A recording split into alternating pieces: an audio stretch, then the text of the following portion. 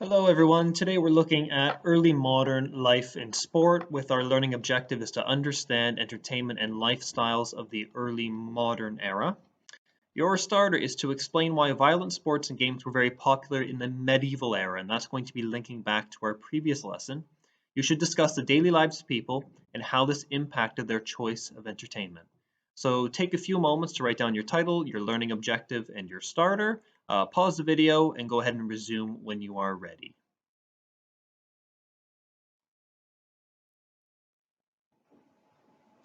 So taking a look at our starter, we need to know that people liked violent sport because it made them feel much better about their own lives. Sports like mob football or shin hacking, this gave people an excuse to take out their anger. And they were angry because their lives were very difficult. They worked 12 to 14 hours each day, 6 days each week. They lived in very small homes that were often very smelly and unsanitary, and they only had one day off each week. Now, Sundays were a religious day, and because religion was the most important aspect of life, much of their Sunday was actually spent at the church and not doing the things they wanted to do. So when people had the opportunity to be entertained, they wanted to make the most of that time.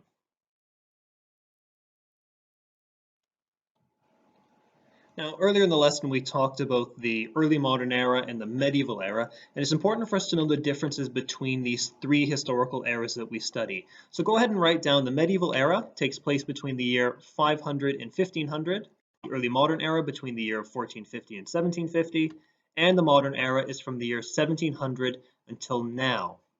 Now, those eagle-eyed mathematicians among you will notice that this doesn't quite add up, and we have this weird kind of crossover period, if you will, in between each historical era. We can see we end the medieval era in the year 1500, but then we actually start the early modern era in the year 1450.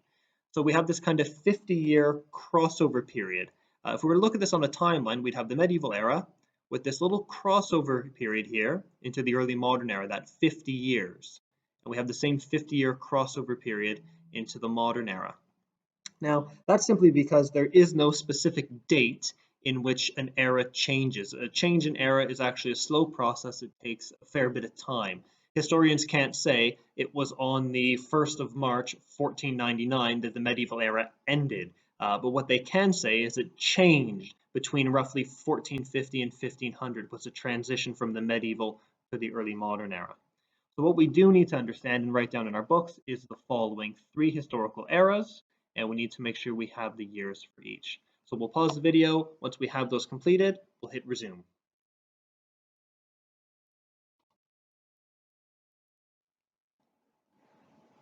So setting a little bit of context for what life was like in the 1500s, we'll be reaching back to the knowledge we use in our starter, but it's important for us to know the following. Homes were very small and unsanitary, and if you were a farmer and you owned pigs or sheep, you might actually be sharing your small one-bedroom house with those animals inside. There was very limited understanding of hygiene, the importance of washing regularly using soap. It just wasn't known to people during this time. For that reason, mortality or death rates were extremely high, and you were only expected to live to be about 35 years of age. As we mentioned in our starter, people worked long hours, roughly 6 days each week, 12 to 14 hours per day, and work was manual labor. Most people made a living by farming. There were often frequent outbreaks of disease as well. So we'll go ahead and pause the video now, and we'll resume once we have these points of context in our note.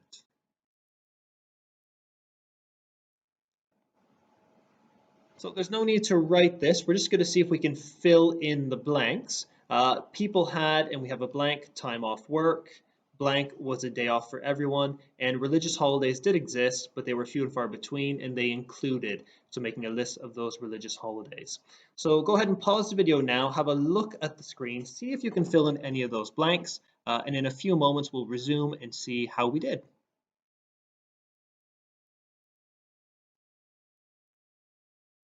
So let's have a look.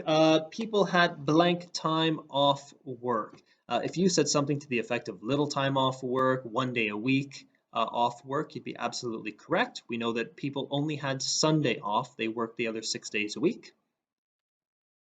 Of course, Sunday was a day off for everyone. Now, religious holidays did exist, but they were few and far between, and some religious holidays included May Day, Mother's Night, which we call Christmas today, New Year's, and Shrove Tuesday. Another word for Shrove Tuesday is, as we might know, Pancake Day. So we're going to jump into the bulk of our lesson today. We do have a reading that will appear on each slide.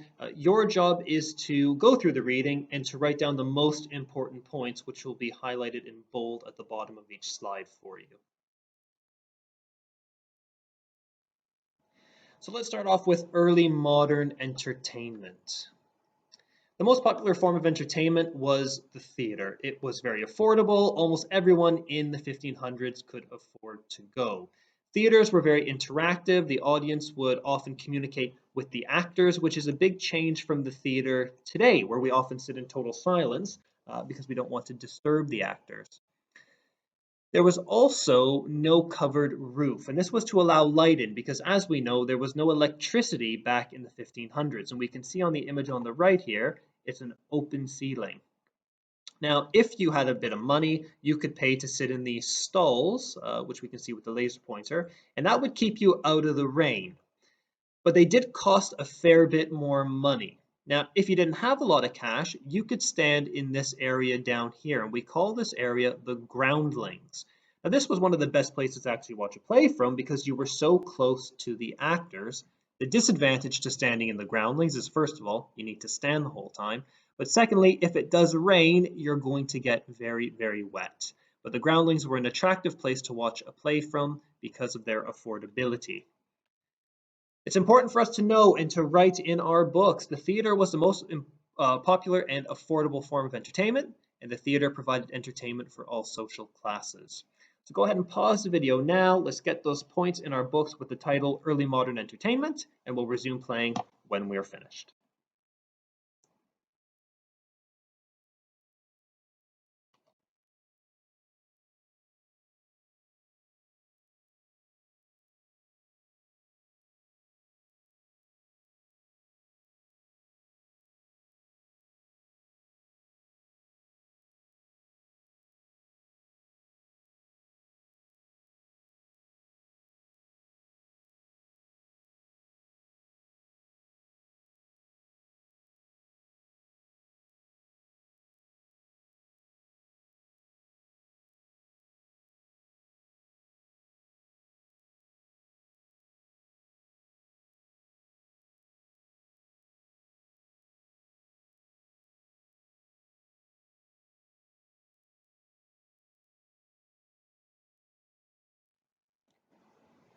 So having just looked at the theater, now we're going to look at cruel sports. And a pastime was enjoyed by all sections of society, whether you were rich or poor. The most popular forms of cruel sport were bear baiting, bull baiting, and cockfighting. Such events attracted large audiences, many of whom would place bets or gamble upon the outcome of those contests. These became so popular that they actually needed to build stadiums to house the amount of people. The image on the right, which you'll receive from your teacher or you've already received, that we'll be using a little bit later, we can see two different venues. So here we can see the Bear Garden or the Bear Pit. And to the right of that, we actually see the Globe Theatre. And just in behind, we have the River Thames here. Now, these venues often built themselves very close to the river because that was the best way to get around London. Far faster than walking, you could get onto a boat similar to how you would get on a taxi or an Uber today, sail down the river to roughly the point you needed to get off at, and have a short walk to your destination. So we can think of that Thames River sort of as like the M4 or M40 motorway. It's a great way to get around London in the 1500s. So it's important for us to know the following. People like cruel sports because it made them feel better about their own lives, again linking back to our starter from earlier. And cruel sport was quite normal during this period in history. Watching dogs attack a bear or a bull or two cockerels fighting each other, this was quite normal. People liked that sort of entertainment simply because it made them feel better about their own lives. So same as before, we'll pause the video now, go ahead and get those points into our books with the title Cruel Sports, and resume playing when you're finished.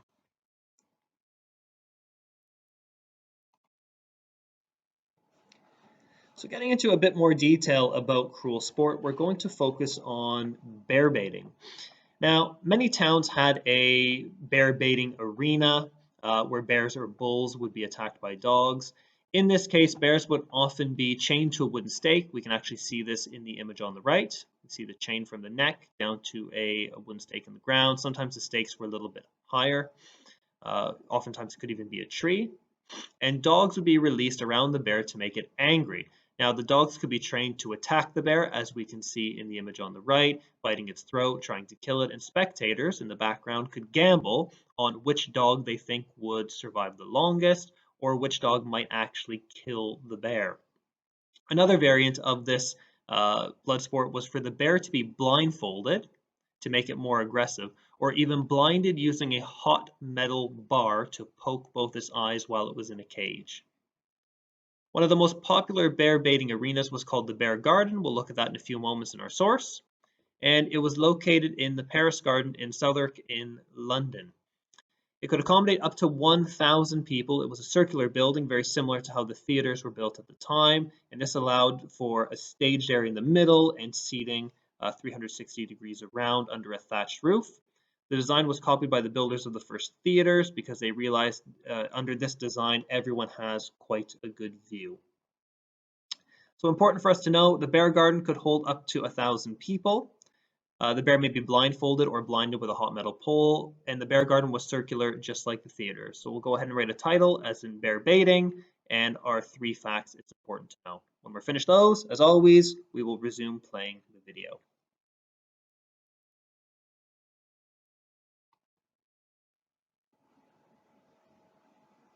And our last form of cruel sport we're going to look at today is cockfighting.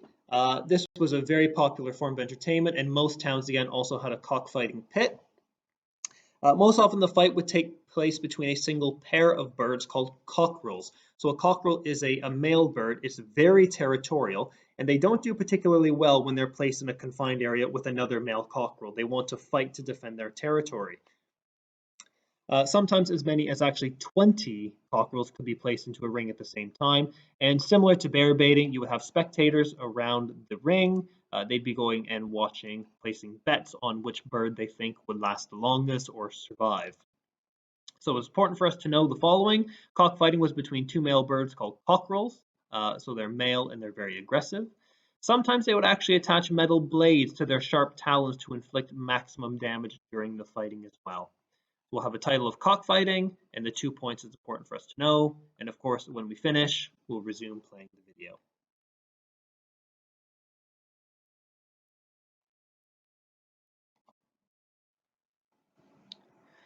Now, you should have a copy of source A that we can see on the screen. If you don't, not a big deal. You can see the one on this video here. So if you have it, go ahead and glue source A into your books. If you don't, just look at the screen.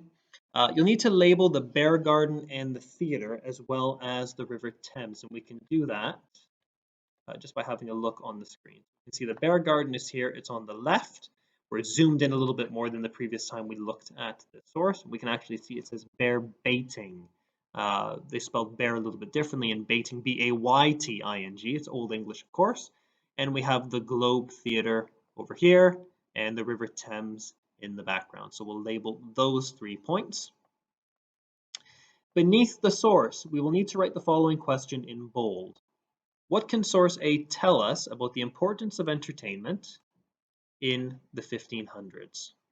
So we'll just pause the video now. We'll go ahead, label Bear Garden, Globe Theatre, and the River Thames, and then we'll write the question underneath. What can source A tell us about the importance of entertainment in the 1500s? So once we've done that, we can go ahead and resume the video.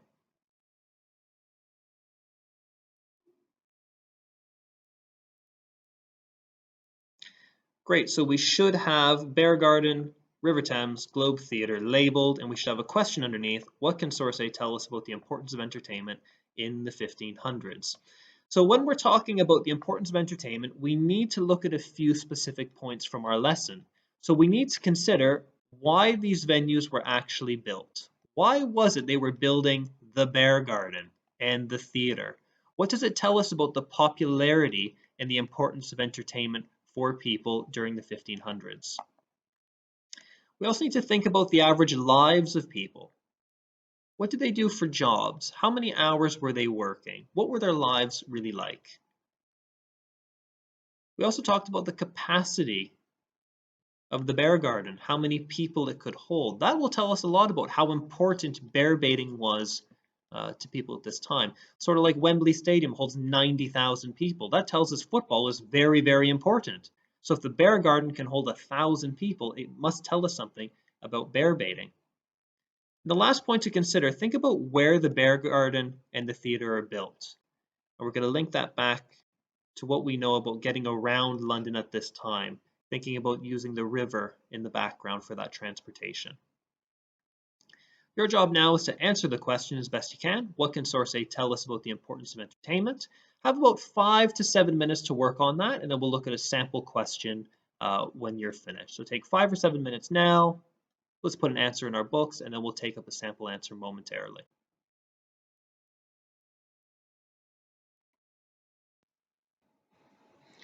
Great, so you've had about 5 minutes to work on your response. We have a sample answer on the screen here, and it says that Source A shows that entertainment was very important in the 1500s. We know that entertainment was extremely important to people because they lived difficult lives. They worked long hours, they worked as farmers, they only had Sundays off, and in the very little free time that people had, they wanted to be entertained. Now, bear baiting and the theater were so popular that purpose-built venues were needed to support the large and growing crowds. The bear garden could hold up to 1,000 people, showing how popular that form of cruel sport was. The theater was also very popular. Just about everyone could afford to go and watch a play from the groundlings, from that standing room area in front of the stage. Source A also shows the importance of entertainment, as both venues are near the River Thames, making transportation very easy to get to and from the venues. So go ahead and use the sample response we see on the screen by changing color of pens, preferably using green. Any key points we might have missed, we'll take a few moments to put them in now.